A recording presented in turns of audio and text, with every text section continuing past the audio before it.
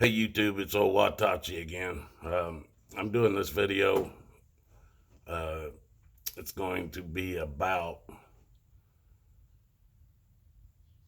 what. Okay, everybody that's a Trump backer thinks Trump's going to save actually the world, I guess, because if he fixes us, then we'll fix everywhere else, supposedly.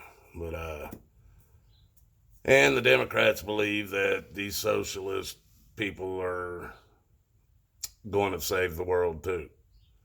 But what most people don't understand is, you know, when our forefathers built our Constitution and built this country and everything, they even Benjamin Franklin said we had a republic for as long as we could keep it.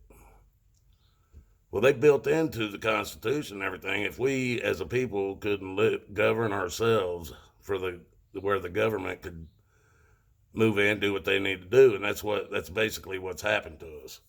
We all let the government basically take over, and none of us stopped them. I mean, that's what I keep telling you all. It's all of our fault. But this was basically a test, and they've said it from the get go that this is a test that's never been done. And you know what? This time I'm not the one that failed it alone. We all failed that test because none of us really cared enough about what the government was doing, the power they were gaining, what they were taking from us, that we just allowed it all to happen. We just allowed it all to happen. Period. That's what happened. Um, I even truly believe today, if Trump, let's say, he does everything everybody thinks, because see, you guys don't understand. I don't. It's not that I'm not backing Trump. I'm not backing anybody because I don't trust none of them. None of them. There ain't a politician anywhere that most government people that work for the government I do not trust. Period. So it's not that I don't back Trump. I just don't believe him. Now, just because you do a few good things don't mean everything you do is going to be good. So we're going to see if they allow him to win his second term.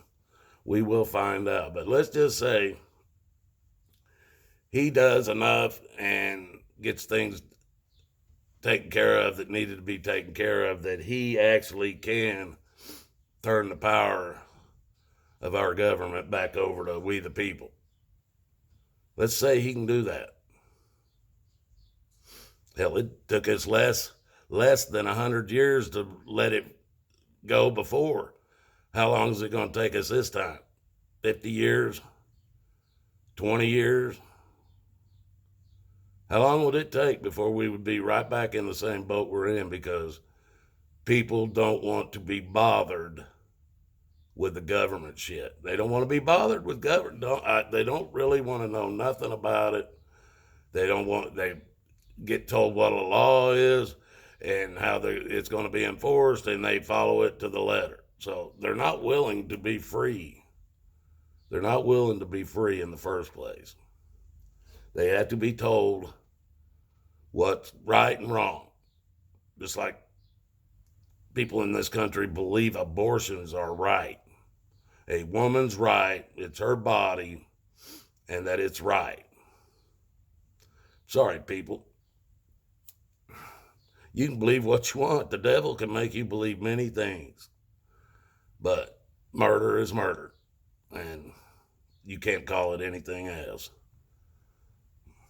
But just like I was saying, back to the subject, I don't even think if Trump turned all the power back over to we the people, that we would have it for very long anyway.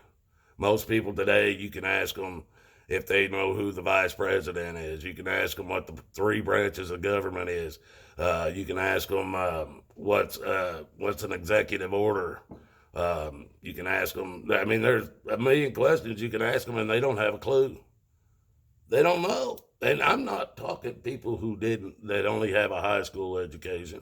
I'm talking about college educated people.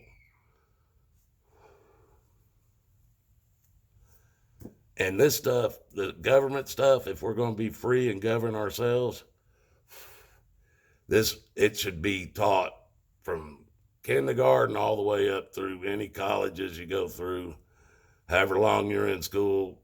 Self-government should be taught constantly. Constantly. It ought to be something that is pumped into the kids' head so much that they can't think of nothing. I mean, it just becomes like automatic to think that way. And because that's what we're supposed to be, self-governed. That's free. So if you're going to teach these kids something, let's teach them something that's real, and let's teach them something that's going to be something they cherish, is their freedom. You know. But I just don't see it, people. I don't see it. Even if Trump was to turn it back over, I don't see us keeping it much longer than we kept it the last time. Because I always think the Constitution was basically dead by 1871, but it actually died at the beginning of the Civil War. At least at the beginning of the Civil War, because martial law was enacted by that time anyway. And this thing on Trump, Q's telling everybody, Trump's buddies and shit, oh, don't worry about it. If Trump kicks in martial law, it's going to be a good thing, you know. It's going to be easy. Nobody's really even going to know, and all this. Well, believe what you want, people. But when martial law kicks in, you have no rights. You have absolutely no rights whatsoever. The military has them all. They can take everything you got and put you in a doggone camp somewhere or just kill you. It don't even matter anymore. But if you think for a minute that it wouldn't go to Trump's head to basically be dictator of the United States of America, I mean, that's how much more control would one man ever be able to have? And he's all about control. He's all about control. And he's all about money. Money's the root of all evil. You know, I don't know, people. It's a scary thought either way, but just something to think about. You guys have a good day out there, and may God bless us all, because we're going to need it.